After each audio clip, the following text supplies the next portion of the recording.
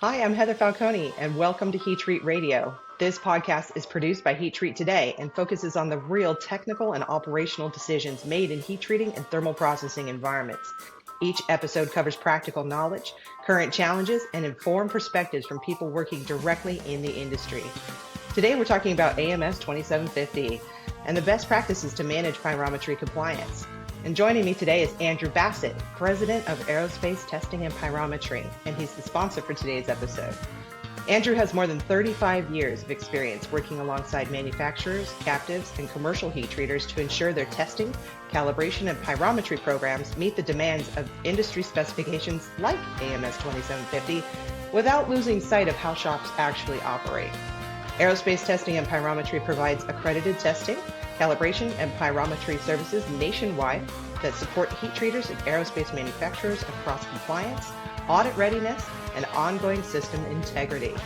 The company also developed the Aerospace Compliance System, a software platform designed to support compliance and documentation requirements tied to testing and pyrometry programs. Andrew is deeply involved in the Aerospace Metals and Engineering Committee, responsible for writing the AMS 2750 specification, and is an active contributor within the NADCAP Heat Treat Task Group. He brings practical, systems-level views of quality that go beyond checklists and audits. Thanks for joining me today, Andrew. Thank you. That was a wonderful and brilliant, flattering introduction. Well, we like to flatter our guests. It's important to us here at Heat Treat Today. I hope I'm not blushing. So tell me a little bit about yourself. Other than my delightful intro, there's more about you, your industry involvement, and about ATP. Give us some background. Yeah, like what am I going to follow up with that? So I've been involved with pyrometry for 35 years now, being involved with intimate of pyrometry. Started with a family-owned business about the time when the NADCAP process was coming to fruition. And some of my mentors, who are my mentors today, had dragged me to my first NADCAP meeting and says, well, if you're going to do this pyrometry stuff, then you better learn it. So off I went to Hartford, Connecticut for my first understanding of NADCAP and how much pyrometry is a big part of the thermal processing industry. So from that point forward, I really dove into the specification and wanted to get involved and be a part of a solution rather than being the problem. So I did get involved with the AMS 2750 with AMEC, showed up to my first meeting, and thankfully the chairman at the time wanted to know who I was and what I was doing there, told him what I do, and I would like to get on this little team called 2750. And he said, absolutely, because at that point, I was the only person in the sub team that writes the standard that actually does pyrometry. No disrespect to the other team members, they were brilliant men and women that are part of the team, but I'm the one that actually picks the thermocouple up and stuck it inside a furnace and knows what the real world is. So thankfully, the chairman saw that and said, "Yeah, you need to be a part of this." So that's when they stamped "sucker" right across your forehead, right?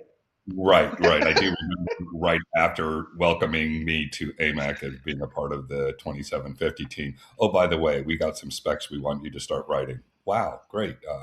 Yeah. So baptism by fire, I guess, with that.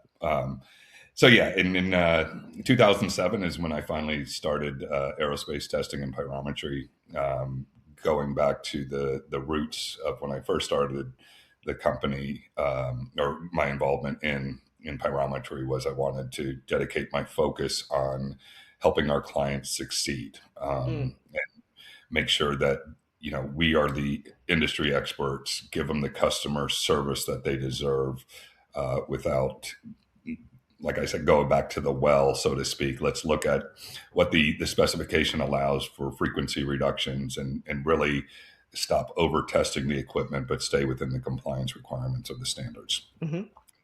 From there, obviously with AMS 2750 is not the only pyrometry spec out there, then getting involved with the other aerospace prime specifications and making sure our customers and our clients were compliant to those. So, so we kind of branched out since that early days of 2007 of me running around the country taking care of pyrometry to now, 28 people in the business and multiple offices coast to coast with a great team behind us that shares the same vision and of what I want is making sure we give pyrometry service our ultimate focus for our clients. Yeah. And what I think is really important about that is because as a heat treater, former heat treater, actively helping the heat treat industry now, there is not one system that puts everything together. So you have your recording, you've got your data collection, everything is all separate. So tell me a Mhm. little bit about ACS and how that helps everybody out. Sure. So the dream of the aerospace compliance really software came out of us doing things of the old-fashioned way, typing everything out on an Excel spreadsheet and putting our calibration data in there, and that equals the human factor, which causes human errors. And when it comes to compliance audits, human errors not a that cannot happen. So we Nope, nope. tightened up what we did in the Excel world, and I said there's got to be a better way. Mhm, So we started down the road of developing aerospace compliance software. So with the main focus of the idea was it was going to be strictly an ATP tool to use for my technicians and all of us to use the software. And then the industry small enough, people started getting whiff of what we were doing. Customers were like, well, I'd like to be able to do this, or I'd like to be able to do that. And the system has grown to where it is today. mhm, Uh, Back in my early days in pyrometry, when I started ATP, I would literally build pyrometry compliance notebooks, old fashioned paper, a binder. So when we'd start a client up, we would go out and buy a bunch of notebooks from Staples and put in their little dividers of a pyrometry program together. So we would have a listing of what their furnace was all about, and then we would have their calibration reports, their SAT reports, their TUS reports, thermocouple control logs. And that's where ACS has now been built. Taking my old notebooks are all done away, and now we have a system that's 100% not just a pyrometry tool, but it's also a compliance tool. So mhm, some of the new things that we keep adding into the system is with the focus of compliance, just not pyrometry related. mhm. So Yeah. gotten into the preventive maintenance, leak rate testing checks that are required. We've gotten into how you control your thermocouple replacement schedules. So it's just not simply a pyrometry tool. It's bigger than that. It's compliance. And the beauty about it too, it is now gone across multiple industries, not just in the heat treating thermal processing, but it's gone into chemical processing. It's gone into MDT. It's gone into composites. It is a fully compliant software to different industries. Yeah. Meant to be kind of that like holistic wraparound, big hug for your quality folks to have someplace safe that all their data can get stored and aggregated and usable. And self-checking, that's the beauty of the whole thing, is it's a Mhm, self-checking software to not only the industry specifications, but also customers have the choice of putting their own specifications in there and self-check their internal specs. And that's mhm, the beauty of the software. It has to be held down to just what the AMS 2750 says. It could be 2750 or GE's requirements or Boeing's requirement and an internal spec, and it will parse all that information to make sure it's compliant to all those standards. mhm. And the crazy thing is, it's faster than you can blink your eye. It's done. Even on an airplane, we were talking about your internet speeds and how ACS loads like that. So that's really Yes. cool. Yes. Yeah. And you brought up the unfortunate topic or fortunate topic because I always love talking about 2750. It's just, my first love, pyrometry, from back in the days when I was handwriting survey results and applying correction factors and doing math by hand. But we're Sure. here to talk about 2750, how it has evolved beyond, I think, what many of us ever thought it would be, and some best Mm. practices on how you can get your arms around that and manage that day to day Sure. as best as you can. So tell us Sure. how we got here. Well, when I got into the industry, we were at Rev C, AMS 2750C, and those who've been around long enough to know that revision of the spec, I always like to use the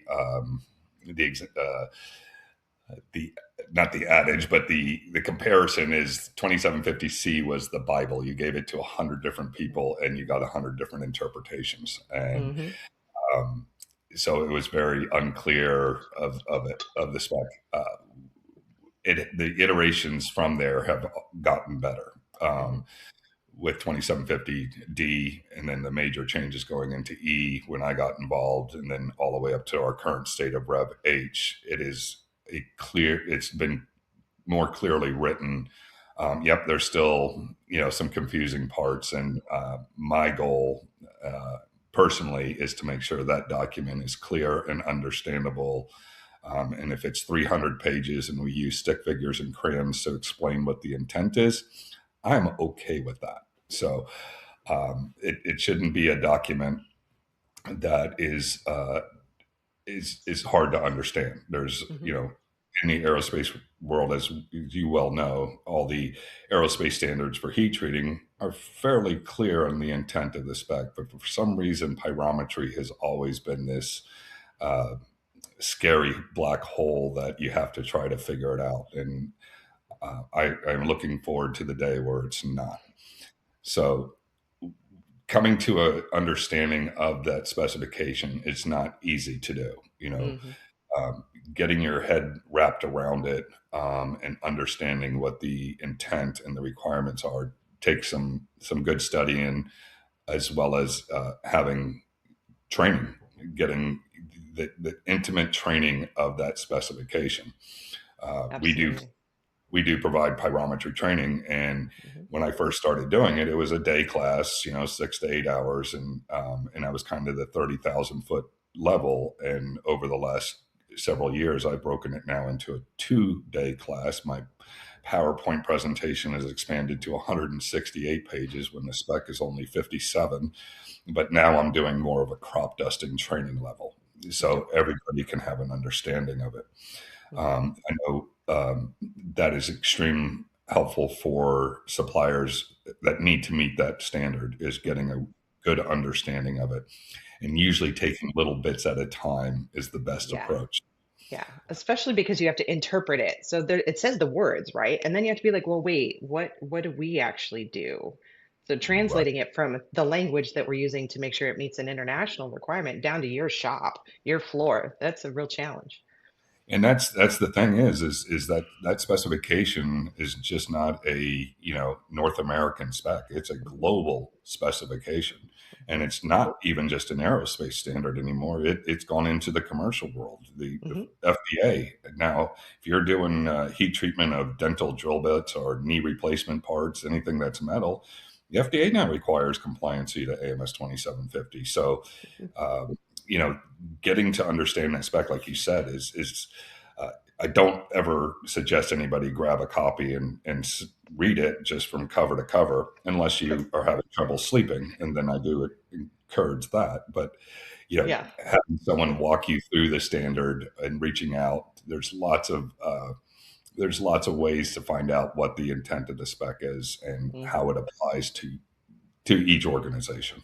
Yeah, it's definitely not showing up on Book Talk. It's not going in anybody's Romantasy playlist to read. It's not No, exciting. I hope I don't see it up on Audible. Can you imagine who would narrate it? Who would narrate it? Who are we going to Good get to question. read the spec? I would think we would need like some comedian or something to do it. Right? Like a Kevin Hart standing up there Right? Yeah, absolutely. trying I to was thinking read I'm going old school with Eddie Murphy or something. Eddie Murphy. Okay, I like it. Eddie Yes. Murphy doing Mr. Robinson's Neighborhood back in the day. Yeah, You're aging yourself, Andrew. I am. Oh, this hasn't done it. This hasn't aged me. I think it's very distinguished, sir. Like it Thank you. side profile, it's very, yes, it's regal. Yeah, you're owning it. Thanks.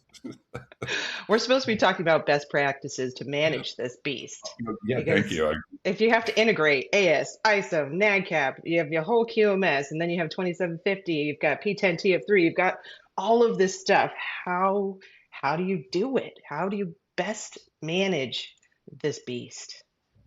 Yeah, well, that's a huge undertaking. So my experience over the years is diving in with our clients and finding out what types of heat treating they are doing, and then Mm, okay, great. Let me find out also who are you heat treating parts for? Like, who are hmm your customers? Where is it ending up? And that's a real big issue sometimes where uh, you know POs coming in for the customer to go heat treat X part, and maybe they're not doing their due diligence, and it's actually going to, let's say, GE Aviation, hmm and well, GE Aviation has their own pyrometry requirements that are offset from AMS 2750 or Saffron or any of the other aerospace primes that may have requirements from a pyrometry standpoint. So hmm first gathering that information all together and making sure you're constantly up to date of what you're processing in there. From there, with like the aerospace compliance software, now that tool can be utilized to manage all your requirements from your calibrations, your TUSs, your SATs. Everything can be managed in one location. For instance, with if you're doing work for GE and you have to follow their requirements of P10 TF3, they don't have anything in their specification that talks about the alternate SAT that's in AMS 2750, but you also do work that needs to comply with that. So it's going to keep you on track. Okay, GE doesn't worry about this little thing, but Right. 2750. So that kind of management tool is there in the aerospace compliance software that can manage hmm that for you. So nothing gets missed at that standpoint.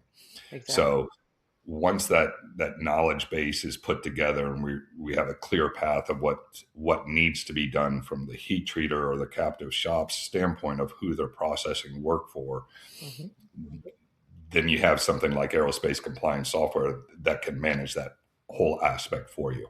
Exactly. Yeah. And from what I understand, ACS is plug and play. It Yes. comes on site, it's ready to go, standalone. But how does it also work with your other systems that you might have? So with the aerospace compliance software, like I said, it is a standalone system. People have access to it. We have a tiered subscription for it, depending on what level of the ACS you want. And we are working with a few. Nothing's been officially announced, but we are working with a few industry, how can I put this, industry giants out there to integrate ACS software with certain systems that help manage heat treat processes. And so there'll be an integration point there where ACS will be able to make sure that looking at the heat treat equipment itself, Mhm. that jobs don't get processed if TUS or calibration or SATs are past due, they won't be able to enter a job into that piece of equipment. It will stop them from putting something that shouldn't be going into a furnace. So Yeah. these are some of the things that we're going to be integrating in 2026, hmm where we'll be able to work with other software solution providers out there in the heat treating realm, um, to make sure everybody is looking at the same thing. Recipes Right. don't get put in, equipment's not used. And the reason that we want those lockouts in place is because we're trying to not get NCRs during our audits. We're trying to Mhm. get NCRs that will be value add, not something that we knew we should have been doing and didn't, or we just, have been fudging, whatever it might be. The whole Mhm. point is to better the company so that we don't have a bunch of pyrometry NCRs during our audits. But what are kind of the top NCRs that you're seeing for pyrometry currently?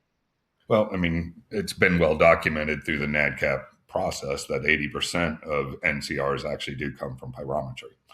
And that's always baffled me, especially being a member of 2750 sub team that writes the standard.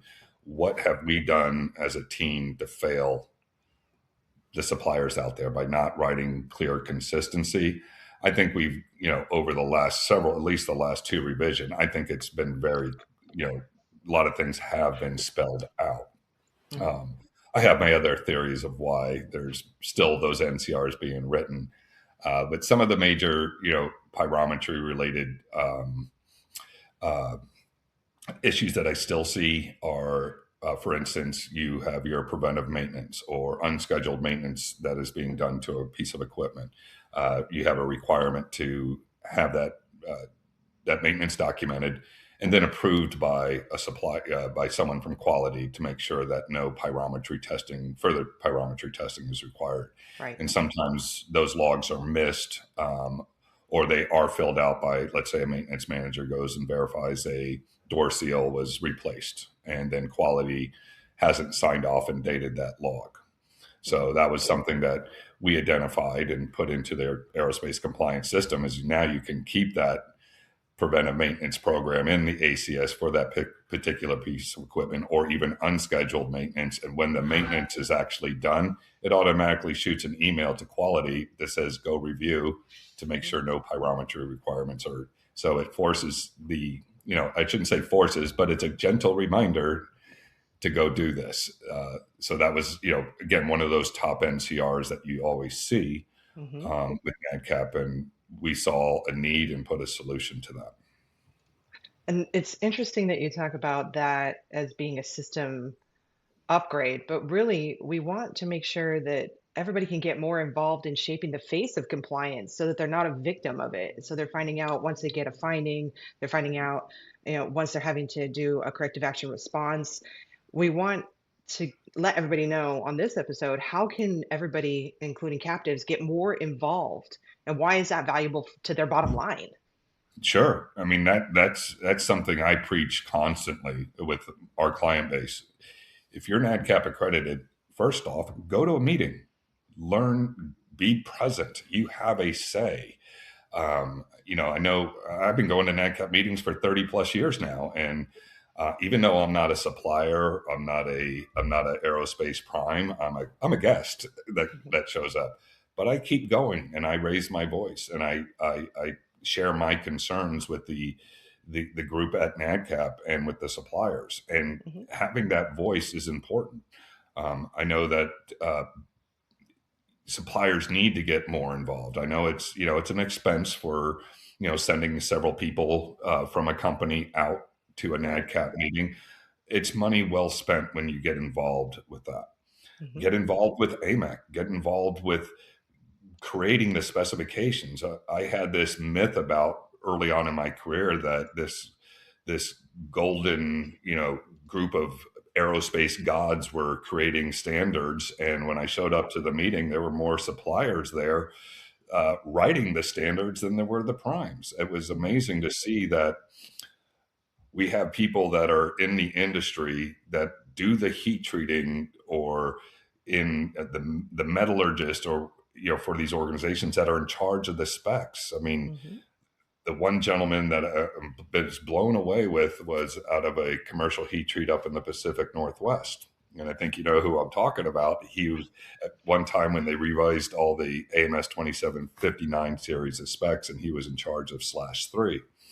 And I stopped at their shop one day to visit, and I thought he was the metallurgist. No, he's the guy that runs the endothermic furnaces. And I'm like, I thought you were like the metallurgist. He's like, no, I just been running this furnace for 55 years. I had no idea. I mean, that, and having those type of people involved with the specification, it's the everyday, the heat treater, the people on, the boots on the ground, so to speak, that get involved. So getting involved with AMEC, um, getting involved with NADCAP, that's key. That's key to any success when it comes to the compliance and the NADCAP, and having that say in writing standards that, you know what, you're going to have to comply with. Absolutely. And they give us so many opportunities. There's what, 4 AMEX a year and 3 NADCAP Yes. meetings. So if you really Yes. wanted to have some fun, you could be gone like 7 months out of the year just writing specs and playing in the compliance community. I mean, I, some might call to you a me, sadist. I don't know. I mean, to me, it's money well worth spending. At least, when I talk to my clients, at least go to the NADCAP meeting that's always once a year in Pittsburgh. Okay, Right. that is the most well-attended meeting, typically out of all of them. Get to that one. That one is really to get your feet wet and get that whole experience of NADCAP. That's the one to go to. Absolutely. And that's usually where they're making major decisions, like finalizing checklist changes and being able to get out in front of that and not just wait to get the email from PRI, the automated, oh, this checklist got updated. You have 60 days or to your next audit to implement. That's kind Yes. of a nightmare for a quality person and for an organization. And that's why we've taken upon ourselves, I will move mountains to make sure that I am at every NADCAP meeting. So for us, I can take that information for those for my clients that don't end up going there and be able to disseminate that information. Hey, this is coming down the pike. Let's take a look at your system. It doesn't matter if it's pyrometry or heat treating or whatever that's coming out, and say, this is coming down the pike. Where do we need to tighten some things up? Absolutely. Most of the time I've seen when I'm going in to see a heat treater that their compliance program is great at a base level, but Mhm. there's too many pieces, too many I's and T's, and none of them relate to each other. It's insane. So what has that been like trying to develop a compliance software for literally one of the most technically complex and arguably important specifications in our industry? It's been a challenge for sure. I mean, because it's with the constant updates. First of all, like let's go into the pyrometry world with 2750 being updated to a point. It was starting to be updated every 2 years and staying on top of that. Thankfully, with our software team, we have 4 developers in the team, so Hmm. all the developing for us is in house. So Hmm. being on the forefront of that, being attending to the NADCAP meetings, being a part of AMAC, I know what these things are going to do and what they're going to change, and we can jump right into development and be ready. So when a spec is released on day one, it's a flip of the switch, and now you're good to go. But it is a challenge. Like you said, dotting the I's and crossing the T's. It should be a little bit more simpler than that, because sometimes that's where audit focus goes. Is your I dotted T cross versus is there really something major systematic going on with the process for a supplier? And that's Right. more where an audit should be focused on versus the low hanging fruit of Absolutely.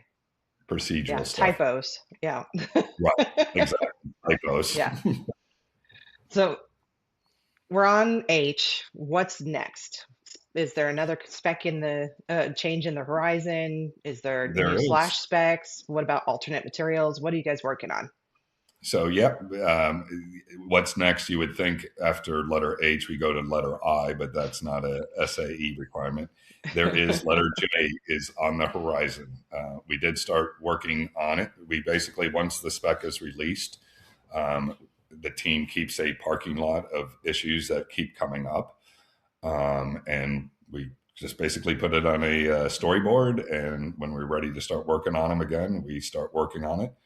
A lot of it, the changes over the last 2 revisions on G and H have been minor. Again, the first time in the history of the specification back at Rev G, there was change bars for the first time. For people who don't know what a change bar is, it's what they changed in the spec. It's on the left-hand side of where we changed something in the spec. Prior to that, it was basically, we rewrote the spec. Good Good luck. luck. Have fun with this one. And then, people sitting up at night reading them and being asleep by page 4. I literally would take page one, and I would highlight it by hand. And I kept that like a Bible, like you said, and I tabbed it and I put it in a notebook and I carried it around with me like a good little new quality person. And I thought I lost it one day. I cried. It was probably 40 hours of work. I just clutched it to my chest like my child. I'm so glad that we've got change bars now. It's a life changing for us. Yeah, I don't see the time where we're ever going to have a complete overhaul, rewrite of the spec in the future. Mhm. So yes, we are working on RevJ. These are, again, some more clarifications that have sprung up over the last several years. We were trying to put one out every 2 years to keep up to date. The aerospace community and NADCAP and AMAC, they're getting a little antsy that we're writing it so quickly. So put a little pause on it, but we did jump back into it a couple of weeks ago. We had our team meeting and worked out a few more issues that are out there. So again, not a big major overhaul, more clarifications. Again, trying to get more intention of what the requirements that we're writing. One day we'll get it right. That's absolutely. From a standpoint, from a NADCAP standpoint, obviously with any changes to industry specifications, you're going to see some updates on new checklist revisions. So that's always a grinding process to get a checklist that everyone's going to be happy with out there. Yep, there's a few of those that are being worked on, and I believe in. I'm not sure if didn't look at the agenda for the next meeting in February in San Francisco, but it seems like every time we do have a meeting, there's a checklist that we're working on. So I did not check what the updates are, but I'll be in San Francisco with bells on, ready to get out and dirty. And that's kind of a great takeaway for our guests that are listening today. Get involved, right? Yeah. Go to the meetings, take your opportunities, get involved with people like Andrew that have been in the industry as long as the specs have. That it's a wealth of knowledge. And if we're not taking advantage of your expertise, your experience, then we're really missing out. To take away a lot of knowledge back to our own shops. Is there anything that you want to leave us with before we close out? Yeah, that's you're spot on with that, and that actually what brings me the most joy of what I do is being able to part the knowledge that I have to my customers. Anytime I meet somebody and we talk pyrometry, my business card comes out and I have my cell phone number on there. I said, go ahead and call me, text me, smoke signals, whatever you want to do. If there's a question you have, I'm more than happy to answer it to the best of my abilities. If it's something that's if it's more than just, how to do an SAT, if there's something deeper in there, I can go put back this to the team and say, what did we really mean on this standard? I mean, I'm only one of 12 people on the team. Again, still the most senior member. But they should give you a badge. Right.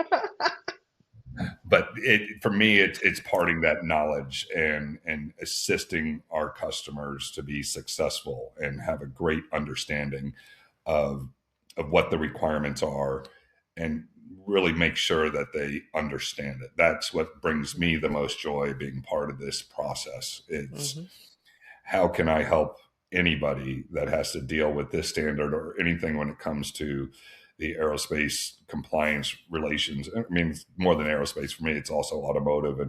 But how can I help you to be successful for your company and whatever you need? So yeah, get involved, ask questions, seek the help. That's the bottom line. I know you answer your phone. I've certainly sent you a text during an audit before and you've answered. So I appreciate you being that resource for the community. Absolutely. That's my favorite thing to do.